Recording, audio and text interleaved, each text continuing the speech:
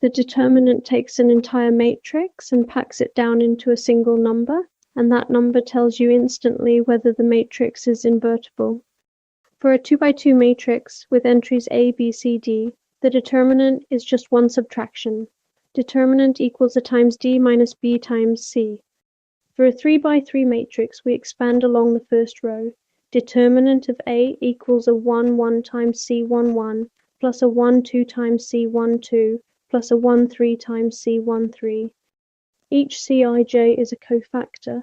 It equals -1 to the power of I plus j times Mij, where Mij is the smaller 2 by 2 determinant left over once you delete row I and column j.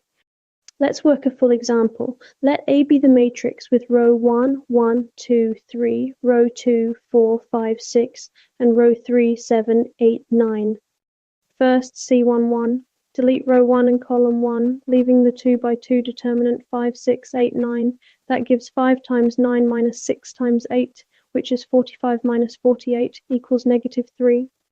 Next, C1, 2. Delete row 1 and column 2, leaving 4, 6, 7, 9. And remember the sign flips because I plus j is odd.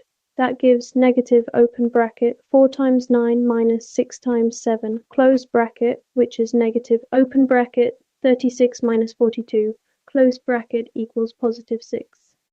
Finally, C1, 3. Delete row 1 and column 3, leaving 4, 5, 7, 8. That gives 4 times 8 minus 5 times 7, which is 32 minus 35, equals -3. Now combine all three pieces using the first row entries as weights. Determinant of A equals 1 times -3 plus 2 times 6 plus 3 times -3. That works out to -3 plus 12 minus 9, which adds up to exactly 0. Since the determinant of A is 0, A is not invertible. Remember, a matrix is invertible if and only if its determinant is not 0, and here that condition fails.